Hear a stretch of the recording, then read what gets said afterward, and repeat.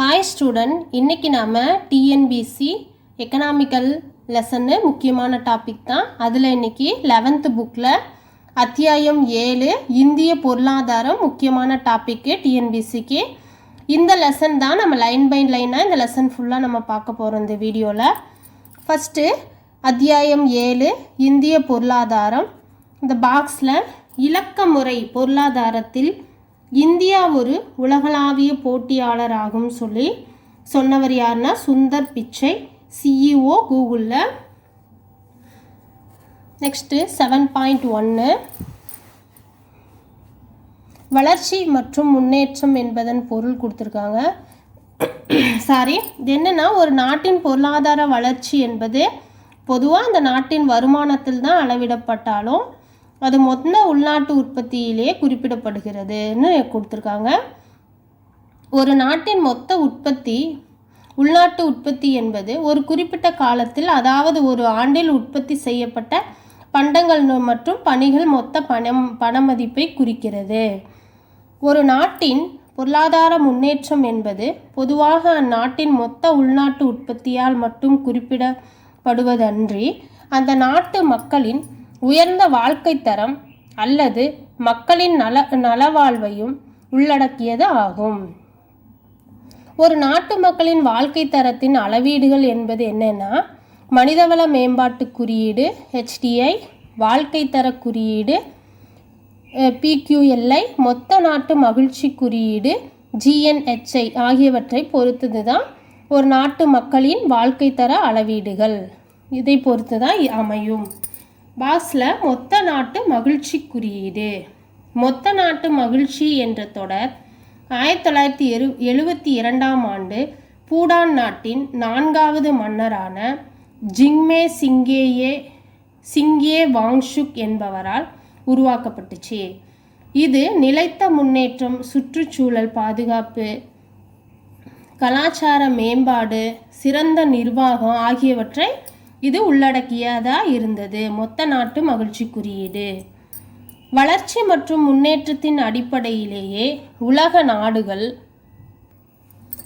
நாடுகள் வளர்ந்த மற்றும் வளர்ந்து கொண்டிருக்கும் நாடுகள் என்று வகைப்படுத்தப்பட்டன. வளர்ந்த பொருளாதார நாடுகள் என்பது தொழில்மயமான வளங்களை முழுமையாக பயன்படுத்தும் நாடுகளை குறிக்குது. எடுத்துக்காட்டாக அமெரிக்க ஐக்கிய நாடுகள், கனடா, இங்கிலாந்து, பிரான்ஸ் மற்றும் ஜப்பான் வளர்ந்த நாடுகள். இதெல்லாம் வளர்ந்த நாடுகள். பொருளாதார முன்னேறிய நாடுகள் என்றும் இந்த நாடுகளெல்லாம் குறிப்பிடுறாங்க. மாறாக தன் வளங்களான நிலம், சுரங்கங்கள், உழைப்பாளர்கள் ஆகியவற்றை முழுமையாக பயன்படுத்தாத நாடுகளை, அதாவது குறைந்த தலா வருவாய் கொண்ட நாடுகளை வளர்ந்து கொண்டிருக்கும் நாடுகள்னு அழைக்கிறோம். எடுத்துக்காட்டு Africa, Bangladesh, Myanmar, Pakistan, Indonesia. இந்த நாடுகளை முன்னேற்றம் அடையாத, வளர்ச்சி குன்றிய, பின்தங்கிய மற்றும் 3ஆம் உலக நாடுகள் என்றும் அழைக்கலாம். 7.2 இந்திய பொருளாதாரம். இந்திய பொருளாதாரத்துடைய GDP தரவரிசையில் முதல் 10 நாடுகள் இதில் கொடுத்துருக்காங்க.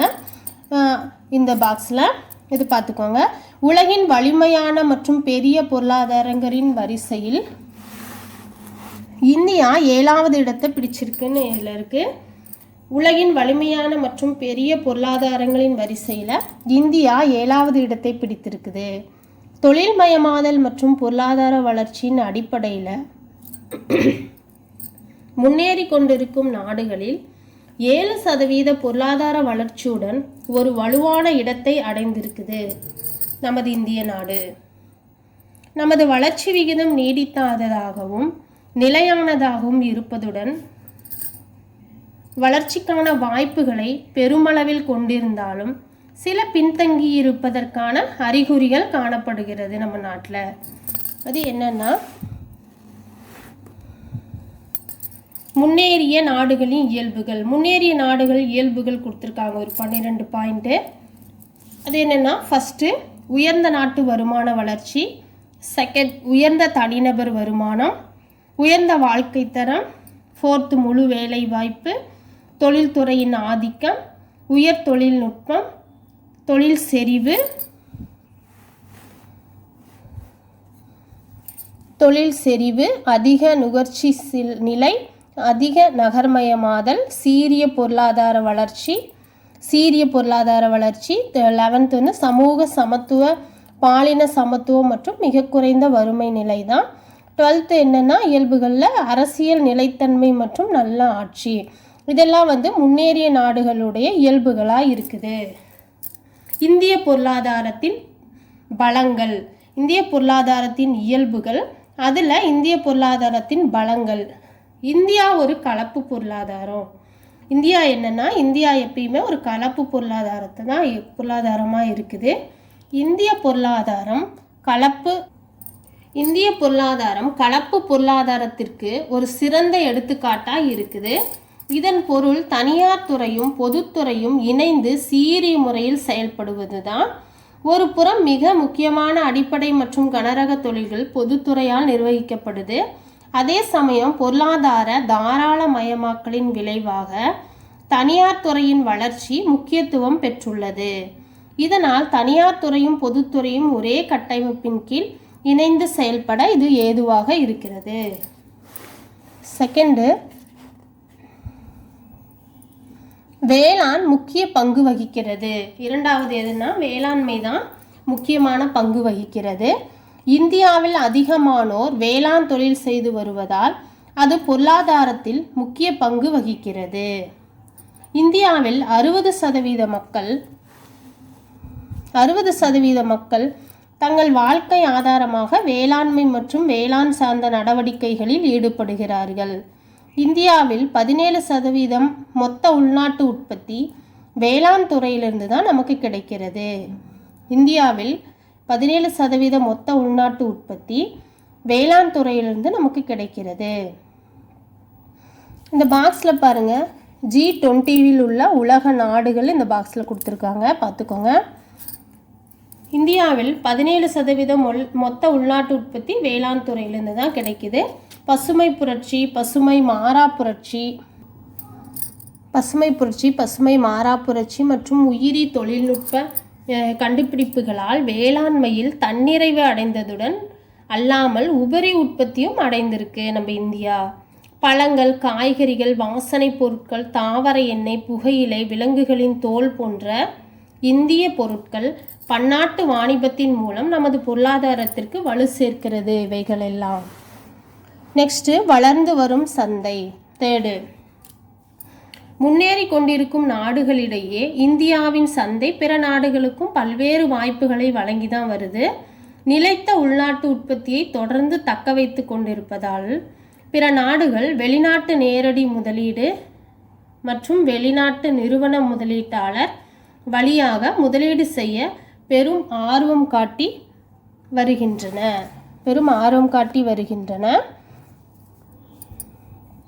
இந்தியா குறைந்த ஆர்வம் காட்டி வருகின்றன. இது இன்னொரு வகையில் இந்திய பொருளாதார வலிமையாக மாறுவதற்கு உதவி செய்து வருது. இந்தியா குறைந்த முதலீட்டில் குறைவான இடர்பாட்டு காரணிகளினால் அதிகமான வளர்ச்சி சாத்தியங்களை கொண்டுள்ளதால் நம் நாடு வேகமாக வளர்ந்து சந்தையாக மாறியிருக்கிறது. ஏன்னா இந்த பொருட்கள்லாம் இடர்பட்டு காரணிகள் அதிகமாக வளர்ச்சி சாத்தியங்களை கொண்டுள்ளதுனால நம் நாடு வேகமாக வளர்ந்த சந்தையாக மாறியிருக்கிறது.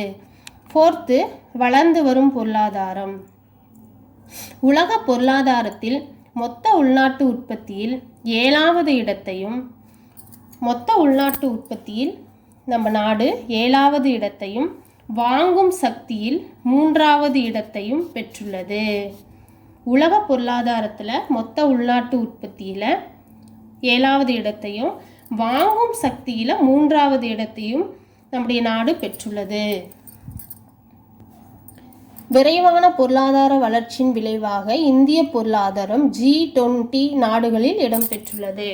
விரைவான பொருளாதார வளர்ச்சியின் விளைவாக தான் நம்ம இந்திய பொருளாதாரம் G20 நாடுகளில் இடம்பெற்றுள்ளதா இங்கே குறிப்பிடப்பட்டுள்ளது. 5, வேகமாக வளரும் பொருளாதாரம். இந்திய பொருளாதாரம் அதிக நிலையான வளர்ச்சியினை கொண்டது.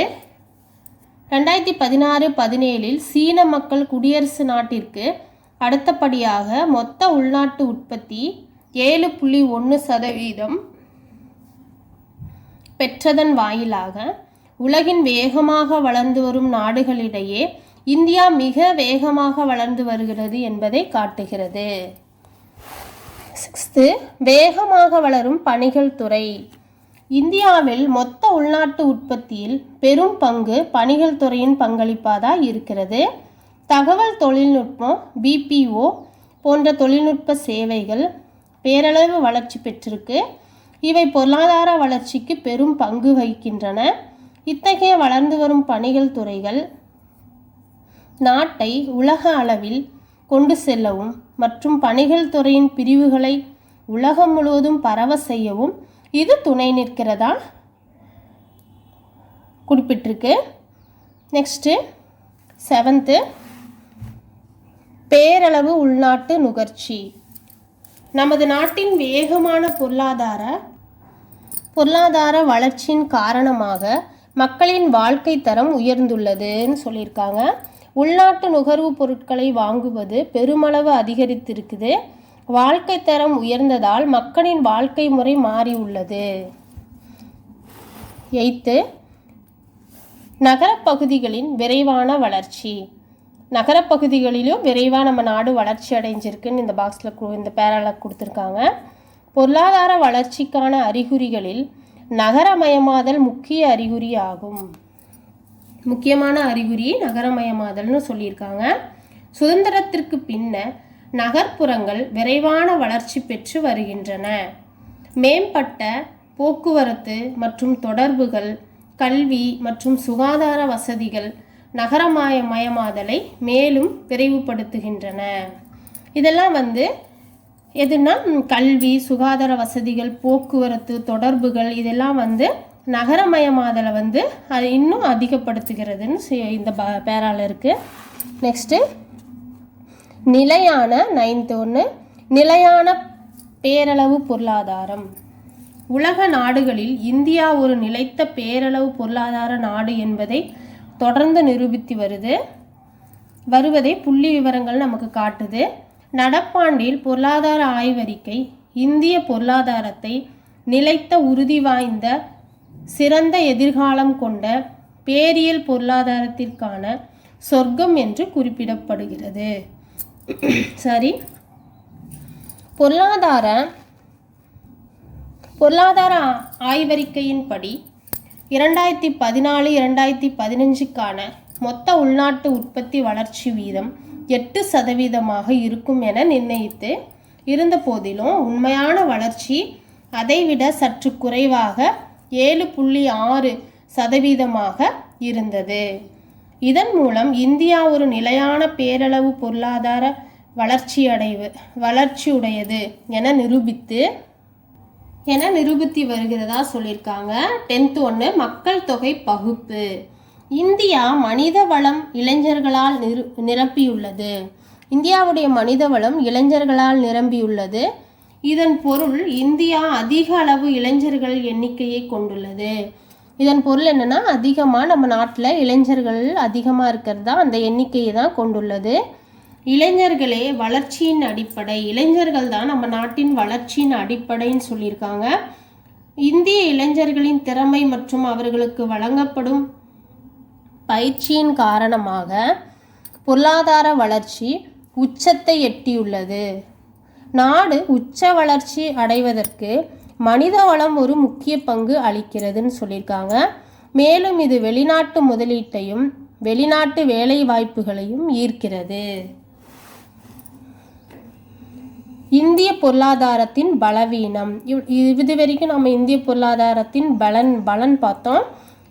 இதிலிருந்து இந்திய பொருளாதாரத்தின் பலவீனம் என்னன்னு பார்க்க போகிறோம். ஃபஸ்ட்டு, அதிக மக்கள் தொகை தான் இந்திய நாட்டின் பலவீனமாக இருக்குது. ஃபஸ்ட்டில் அதுதான் இருக்குது.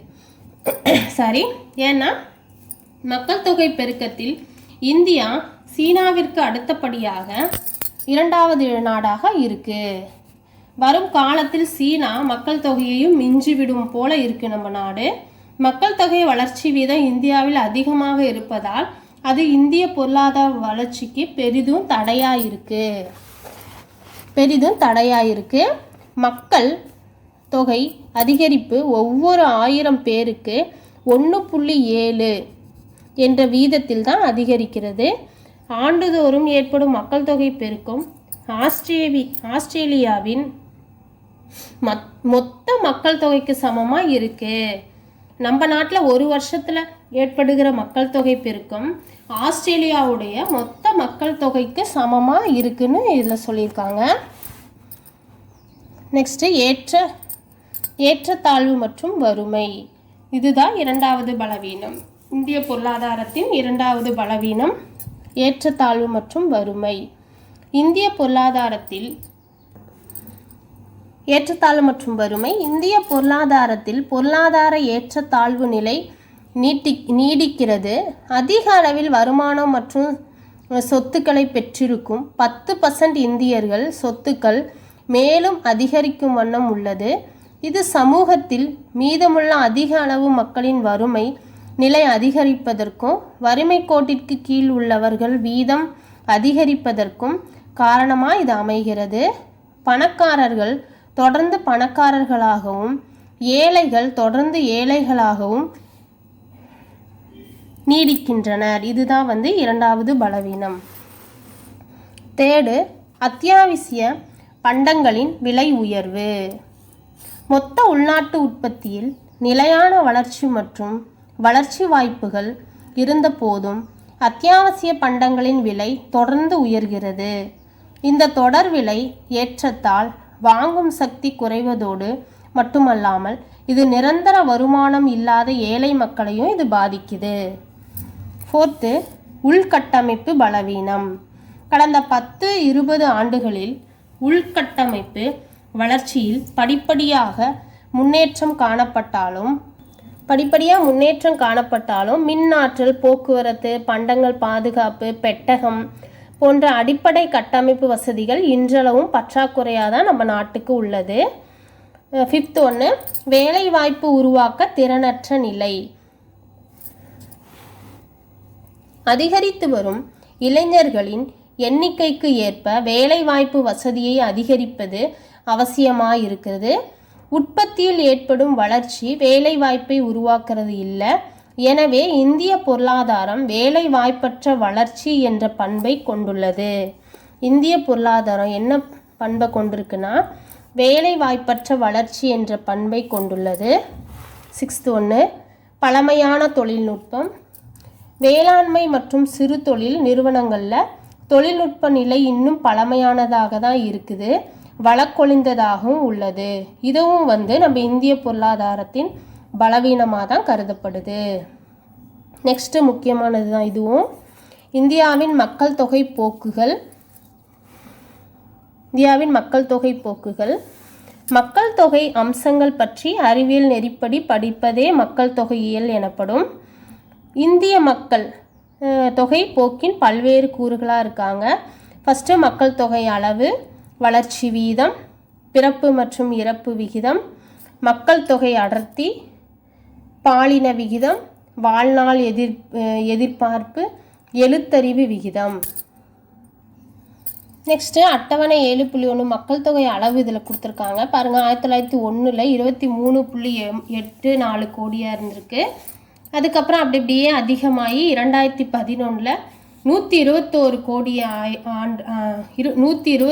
கோடியை எட்டியிருக்கு நம்மளுடைய இந்திய நாட்டின் மக்கள் தொகை. 2011 சராசரி ஆண்டு வளர்ச்சி 1.66% இருந்திருக்கு. கடந்த 100 ஆண்டுகளில் 4 மடங்கு மக்கள் தொகை அளவு அதிகரித்திருக்கு. நம்ம இந்திய நாட்டில் கடந்த 100 வருஷத்தில் 4 மடங்காக நம்ம இந்திய மக்கள் தொகை அளவு அதிகரித்திருக்கு. உலக அளவில் சீனாவிற்கு அடுத்து 2ஆம் நிலையை அடைந்துள்ளது. உலகின் புவிப்பரப்பில் 2.4% பரப்பளவு மக்கள் உலக வருவாயில் 1.2% வருவாயை பெற்றுள்ள இந்தியா உலக மக்கள் தொகையில் 17.5% தன்னகத்தே கொண்டுள்ளது. 15.5% உலக மக்கள் தொகையில் இந்தியாவில் தான் இருக்குது. வேறு வகையில் கூறினால் உலக மக்கள் தொகையில் 6 1 இப்போ 6 பேர் இருக்காங்கன்னா அதில் ஒருத்தர் நம்ம இந்தியர்களாக தான் இருக்கிறாங்க. அந்தளவுக்கு நம்ம இந்திய நாட்டில் மக்கள் தொகை அதிகமாக இருக்குதுன்னு சொல்கிறாங்க. உண்மையில் உத்தரப்பிரதேசம் மற்றும் மகாராஷ்டிராவில் மக்கள் தொகையில் 3ஆம் இடம் பிடிக்கும். உத்தரப்பிரதேசமும் மகாராஷ்டிராவும் தான் மக்கள் தொகையில் 3ஆம் இடம் பிடிக்குது. அமெரிக்க ஐக்கிய நாடுகளை விட இது அதிகமாக இருக்குது. இந்தியாவின் சில மாநிலங்கள் மக்கள் தொகை உலகின் பல்வேறு நாடுகளின் மக்கள் தொகையை விட அதிகமாக இருக்குது. காலரா, பிளேக், இன்ஃப்ளூயன்சா போன்ற கொள்ளை நோய்கள் மற்றும் பஞ்சம் காரணமாக 1911லிருந்து 1921 காலகட்டத்தில் மக்கள் தொகை எதிர்மறையாக குறைய தொடங்கிச்சு. அது 1921ஆம் ஆண்டு மக்கள் தொகை அதிகரிக்க துவங்கியதால் அவ்வாண்டு பெரும் பிரிவினை ஆண்டு என அழைக்கப்படுகிறது. 1911லேருந்து 21 வரைக்கும் மக்கள் தொகை எதிர்மறையாக குறைய ஆரம்பிச்சிச்சு. அதுக்கப்புறம் 1921ஆம் ஆண்டு மக்கள் தொகை அதிகரிக்க துவங்கியதுனால அந்த ஆண்டை பெரும் பிரிவினை ஆண்டு என அழைக்கப்படுகிறது. நெக்ஸ்ட் 1951 ஆண்டு மக்கள் தொகை பெருக்க வீதம் 1.33%இலிருந்து 1.25% குறைந்து வந்தது. ஆகையால் இது சிறுபிளவு ஆண்டு என அழைக்கப்படுகிறது. எதுனா 1951. நெக்ஸ்ட் 1961 இந்திய மக்கள் தொகை உயர்வு வீதம் 1.96%, அதாவது 2% ஆகும். ஆகையால் 1961ஆம் ஆண்டை மக்கள் தொகை வெடிப்பு ஆண்டு என்று சொல்கிறோம். 1961ஆம் ஆண்டு மக்கள் தொகை வெடிப்பு ஆண்டு என்கிறோம். 2011ஆம் ஆண்டு மக்கள் தொகை 1 பில்லியன், அதாவது 100 கோடி அளவை கடந்தது. 2011 மக்கள் தொகை கணக்கெடுப்பின்படி இளைஞர்களின் மக்கள் தொகை குறிப்பிடப்படத்தக்க அளவில் உள்ளது. இது மக்கள் தொகை மாறுதலை குறிக்கிறது. 2011 மக்கள் தொகை மாறுதலை குறிக்கிறது. நெக்ஸ்ட்டு பிறப்பு விகிதம் மற்றும் இறப்பு விகிதம். குழந்தைகள் பிறப்பு விகிதம் இது 1000 மக்கள் தொகைக்கு பிறக்கும் குழந்தைகளின் எண்ணிக்கையை குறிக்கும். இறப்பு விகிதம்ங்கிறது இதுவும் 1000 மக்கள் தொகை இறந்தவர்களின் எண்ணிக்கை தான் குறிக்கும். வெவ்வேறு ஆண்டுகளில் இந்தியாவில் குழந்தைகள் பிறப்பு விகிதம் மற்றும் இறப்பு விகிதங்கள். இந்த அட்டவணையில் பிறப்பு மற்றும் இறப்பு வீதம் கொடுத்துருக்காங்க. ஆண்டு 1951, பிறப்பு வீதம் 39.9, இறப்பு வீதம் 27.4 இருக்குது. அப்புறம் 2001 25.4 பிறப்பு வீதம், இறப்பு வீதம் 8.4. 2011 21.8 பிறப்பு வீதம், இறப்பு வீதம் 7.11 இருந்திருக்குது. நெக்ஸ்ட்டு 1951 39.9 இருந்த பிறப்பு விகிதம் 2011 ஆண்டு 21.8 குறைஞ்சிச்சு. பிறப்பு விகிதம் குறைவாக இருந்தாலும் குறிப்பிடப்படும் குறிப்பிடப்படும்படியாக இல்லை, குறைஞ்சாலும் அது குறிப்பிட மாதிரி இல்லாது இருந்திருக்கு. இறப்பு விகிதம் 1951 27.4 இருந்துச்சு. 2011 7.1 குறைஞ்சிருச்சு.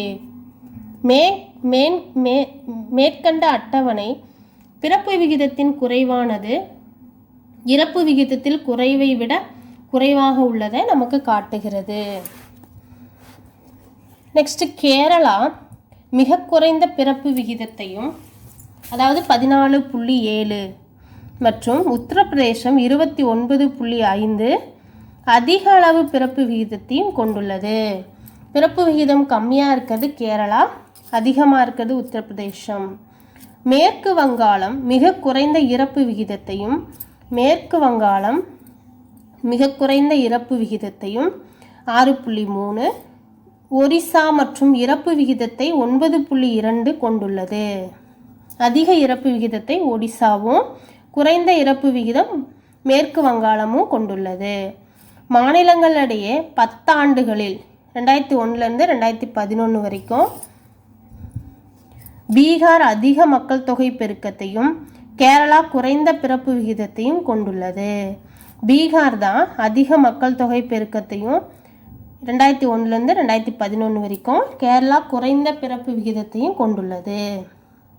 பீகார், மத்திய பிரதேசம், ராஜஸ்தான், உத்தரப்பிரதேசம் ஆகிய 4 மாநிலங்களும் பீமரு BIMARU பீமாறு மாநிலங்கள் எனப்படுகின்றன. பீமாறு மாநிலங்கள் அப்படின்னு சொல்லப்படுகிற மாநிலங்கள் பீகார், மத்திய பிரதேசம் MA, Rajasthan R, Uttar Pradesh U இதெல்லாம் சேர்ந்தா பீமாறு. இந்த மாநிலங்கள் இப்படி அழைக்கப்படுது. அவைகள் அதிக மக்கள் தொகை கொண்ட மாநிலங்கள் ஆகும். நெக்ஸ்ட் மக்கள் தொகை அடர்த்தி. மக்கள் தொகை அடர்த்தி என்பது ஒரு சதுர கிலோமீட்டர் பரப்பில் வசிக்கும் மக்களின் எண்ணிக்கையை தான் குறிக்குது. மக்கள் தொகை அடர்த்தி என்பது ஒரு சதுர கிலோமீட்டர் பரப்பலில் வசிக்கும் மக்களின் எண்ணிக்கையை குறிக்கிறது தான் மக்கள் தொகை அடர்த்தி. அதாவது நிலம் மற்றும் மனிதன் விகித அளவை குறிக்குது.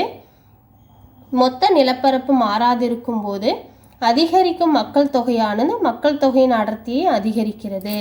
இங்கே பாருங்கள், மக்கள் தொகை அடர்த்தி = மொத்த மக்கள் தொகை பை அப்பகுதியின் நிலப்பரப்பு. நெக்ஸ்ட்டு அட்டவணை 7.3 மக்கள் தொகை அடர்த்தி கொடுத்துருக்காங்க. மக்கள் தொகை அடர்த்தி ஒரு சதுர கிலோமீட்டரில் தான் எண்ணிக்கை தான் குறிக்கும். ஒரு சதுர கிலோமீட்டரில் உள்ள மக்கள் 1951 117 பேர் இருந்திருக்காங்க. 2001 325 மக்கள். 2011 382 பேர் இருந்திருக்காங்க. நெக்ஸ்ட்டு சுதந்திரம் அடைவதற்கு சற்று முன்னர் வரை மக்கள் தொகை அடர்த்தி 100க்கும் குறைவாக தான் இருந்துச்சு. ஆனால் சுதந்திரத்திற்கு பின்னர் தான் மக்கள் தொகை அடர்த்தியானது 1951 117ஆக உயர்ந்து பின் 2001 325 அதிகரிச்சிருக்குன்னு சொல்லியிருக்காங்க. நெக்ஸ்ட்டு 2011 மக்கள் தொகை கணக்கீட்டின்படி மக்கள் தொகை அடர்த்தி 382 ஆகும். 2011 மக்கள் தொகை கணக்கீட்டின்படி மக்கள் தொகை அடர்த்தி எவ்வளவா இருந்திருக்குதுன்னா 382 பேராகும். இவ்வாறு மக்கள் தொகை அழுத்தம் மேலும் அதிகரிக்கிறது. கேரளா, மேற்கு வங்காளம், பீகார், உத்தரப்பிரதேசம் ஆகிய மாநிலங்கள் இந்தியாவின் சராசரி அடர்த்தியை விட மக்கள் தொகை அடர்த்தி மிகுந்து காணப்படுகிறது. பீகார் மிகவும் அதிக மக்கள் தொகை அடர்த்தியுடன் ஒரு சதுர கிலோமீட்டருக்கு 1102 பேர் இருக்காங்களாமா. பீகார் தான் அதிக மக்கள் தொகை அடர்த்தியை கொண்ட மாநிலம். இதில் ஒரு சதுர கிலோமீட்டருக்கு 1102 பேருனா உள்ளது. அதனை அடுத்து இரண்டாவதாக யார் இருக்காங்கன்னா நம்ம மேற்கு வங்காளம் தான். செகண்டாக மேற்கு வங்காளம் இருக்குது. இது 880 மக்கள் தொகை அடர்த்தியை கொண்டிருக்கு. செகண்டில் மேற்கு வங்காளம். ஒரு சதுர கிலோமீட்டருக்கு 17 நபர்கள் என்ற அளவில் அருணாச்சல பிரதேசம் தான் மிக குறைவான மக்கள் தொகை அடர்த்தியை கொண்டுள்ளது. அருணாச்சல பிரதேசம் ஒரு சதுர கிலோமீட்டருக்கு 17 பேர். அதிக மக்கள் தொகை அடர்த்தி கொண்ட மாநிலம் ஃபர்ஸ்ட்டில் பீகார் இருக்குது. அது ஒரு சதுர கிலோமீட்டருக்கு 1102 பேர் இருக்காங்க. செகண்டில் மேற்கு வங்காளம். அங்கே ஒரு சதுர கிலோமீட்டருக்கு 880 பேர் இருக்காங்க. பாலின விகிதம் ஒரு 1000 ஆண்டுகளுக்கு உள்ள பெண்களின் 1000 ஆண்கள்னா அந்த பெண்களின் விகிதத்தை குறிக்கிறது தான் பாலின விகிதம். ஒரு குறிப்பிட்ட காலத்தில் ஆண் பெண் பாலின விகிதத்தை அளவிடவும் பாலின சமநிலையை பிரபலப்படுத்தவும் இது முக்கியமான சுட்டிக்காட்டி ஆகும். இந்த அட்டவணையில் பாருங்கள், பாலின விகிதம் கொடுத்துருக்காங்க. கணக்கெடுப்பு ஆண்டு பாலின விகிதம் 1000 ஆண்களுக்கு உள்ள பெண்கள் வீதம். 1951 1000 ஆண்களுக்கு 946 பெண்கள் இருந்திருக்காங்க. 2001 1000 ஆண்களுக்கு 933 பெண்கள் இருந்திருக்காங்க. 2011 1000 ஆண்களுக்கு 940 பெண்கள் இருந்திருக்காங்க. நெக்ஸ்ட்டு இந்தியாவில் பெண்களை விட ஆண்களின் பெருக்க விகிதம் தான் அதிகமாகவும் சாதகமாகவும் இருக்குது. இறுதியாக 2011 எடுக்கப்பட்ட மக்கள் தொகை கணக்கெடுப்பின்படி பாலின விகிதம் அதிகரித்து உள்ளது. 2011 படி ஹரியானாவில் 1000 ஆண்களுக்கு 877 பாலின விகிதம் மிக குறைவாக இருந்திருக்கு. கேரளா மற்ற மாநிலங்களை விட பெண்கள் பாலின விகிதம் அதிகமாக இருக்கிற மாநிலம் எதுனா கேரளா தான். அங்கே 1000 ஆண்களுக்கு 1084 பெண்களை கொண்டுள்ளது. கம்மியாக இருக்கிறது ஹரியானா 877 பெண்கள் 1000 ஆண்களுக்கு. அதிகமாக பாலின விகிதத்தை கொண்டிருக்கிறது கேரளா தான். அங்கே 1000 பெண்களுக்கு 1000 ஆண்களுக்கு 1084 பெண்களை கொண்டுள்ளது. பிறப்பின் போது வாழ்நாள் எதிர்பார்ப்பு. பிறப்பின் போது எதிர்பார்க்கப்படும் வாழ்நாள் அளவே வாழ்நாள் எதிர்பார்ப்பு என குறிப்பிடப்படுது. வாழ்நாள் எதிர்பார்ப்பு காலம் அதிகரித்து வருகிறது. இறப்பு விகிதம் அதிகமாக இருக்கும்போது வாழ்நாள் காலம் குறைவாகவும், மாறாக இறப்பு விகிதம் குறைவாக இருக்கும்போது வாழ்நாள் காலம் அதிகமாகவும் உள்ளது. வேறு வகையில் கூறுவோமானால் அதிக வாழ்நாள் காலம் குறைந்த இறப்பு விகிதத்தையும், குறைந்த வாழ்நாள் காலம் அதிக இறப்பு விகிதத்தையும் குறிப்பிடுறதா இருக்குது. அட்டவணையில் ஆண்டு வாழ்நாள் எதிர்பார்ப்பு கொடுத்துருக்காங்க. ஆண்டு, ஆண்கள், பெண்கள் மொத்தம் வாழ்நாள் எதிர்பார்ப்பு 1951 32.5 ஆண்கள், பெண்கள் 31.7, மொத்தம் 32.1. 2011 பார்த்திங்கன்னா 62.6, பெண்கள் 64.2, மொத்தம் 63.5 தான் வாழ்நாள் எதிர்பார்ப்பாக 2011 இருந்திருக்கு. நெக்ஸ்ட்டு 1901 1911 ஆண்டு காலங்களில் வாழ்நாள் எதிர்பார்ப்பு விகிதம் 23 வருடங்கள் மட்டுமே ஆகும். அப்போ வாழ்நாள் எதிர்பார்ப்பு விகிதம் 23 வருடங்களாக தான் இருந்திருக்கு. எப்போனா 1901 1911 ஆண்டு காலங்களில். இது 2011 63.5 வருடங்கள் என அளவில் அதிகரித்தது. இதற்கு முக்கியமான காரணம் இறப்பு விகிதம் குறிப்பிடத்தக்க அளவு குறைந்ததாக இருக்குன்னு சொல்லியிருக்காங்க. ஆயினும் மற்ற வளர்ந்த நாடுகளுடன் ஒப்பிடுகையில் இந்தியாவின் வாழ்நாள் எதிர்பார்ப்பு காலம் குறைவாக தான் இருக்குன்னு சொல்லியிருக்காங்க. நெக்ஸ்ட்டு எழுத்தறிவு விகிதம். இது மொத்த மக்கள் தொகையில் எழுத்தறிவு பெற்றவர்கள் எண்ணிக்கையில் விகிதத்தை குறிப்பிடுது. 1951 ஆண்களில் 4 1 மற்றும் பெண்களில் 12 1 என்ற அளவில் தான் எழுத்தறிவு பெற்றோர். 1951 ஆண்களில் 4 ஒருத்தர் படித்தவங்களாகவும், பெண்களில் 12 பேரில் ஒருத்தராக தான் எழுத்தறிவு பெற்றோர் எண்ணிக்கையாக இருந்திருக்கு. சராசரியாக 6 பேருக்கு ஒருவர் மட்டுமே எழுத்தறிவு பெற்றவர்களாக இருந்திருக்காங்க. 2011 ஆண்கள் 82% மற்றும் பெண்கள் 65.5% என்ற அளவில் ஒட்டுமொத்த எழுத்தறிவு விகிதம் 74.04% இருக்கு. ஒட்டுமொத்த எழுத்தறிவு விகிதம் 74.04%. இது மற்ற வளர்ந்த நாடுகள் மற்றும் இலங்கையை காட்டிலும் கூட மிகவும் குறைவு தான். அட்டவணை எழுத்தறிவு விகிதம் கொடுத்துருக்காங்க. 1951 18.3 கல்வியறிவு பெற்றவர்கள், அதுக்கு ஆண்கள் 27.2, பெண்கள் 8.9. 2011 74.04 இருந்திருக்காங்க. ஆண்கள் 82.1, பெண்கள் 65.1 எழுத்தறிவு விகிதம் இருந்திருக்கு. இந்த பாக்ஸில் நல்லா பார்த்துக்கோங்க. நெக்ஸ்ட்டு கேரளா 94% உடன் அதிக எழுத்தறிவு விகிதமும், மிசோரம் 91.3% அடுத்தபடியாக, கேரளாவுக்கு அடுத்தபடியாக மிசோரம், அதுக்கு அடுத்தபடியாக கோவா 88.7% எழுத்தறிவு விகிதம் கொண்டிருந்தன. இமாச்சல பிரதேசம் 82.8%, மகாராஷ்டிரா 82.3%, சிக்கிம் 81.4% மற்றும் தமிழ்நாடு 80.1% இருந்திருக்கு. 2011 படி பீகார் 61.8% குறைவான எழுத்தறிவு விகிதம் பெற்ற மாநிலங்களாக உள்ளது. ஃபஸ்ட்டு கேரளா தான் எழுத்தறிவு மிக்க மாநிலம். கம்மியாக எழுத்தறிவு விகிதம் பெற்ற மாநிலங்கள், குறைவான எழுத்தறிவு விகிதம் பெற்ற மாநிலம் பீகார் தான், அது 61.8%. அதிகமான எழுத்தறிவு விகிதம் பெற்ற மாநிலம் கேரளா, அது 94%. ஸ்டூடெண்ட் இது வரைக்கும் நல்லா பார்த்து படிச்சுக்கோங்க. இந்த வீடியோ உங்களுக்கு பிடிச்சிருந்தா மறக்காமல் சப்ஸ்கிரைப் பண்ணுங்கள்.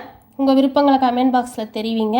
நெக்ஸ்ட் வீடியோவில் 7.4 இந்திய பொருளாதாரத்தில் இயற்கை வளங்களை பற்றி நெக்ஸ்ட் வீடியோவில் பார்க்கலாம். நன்றி, வணக்கம்.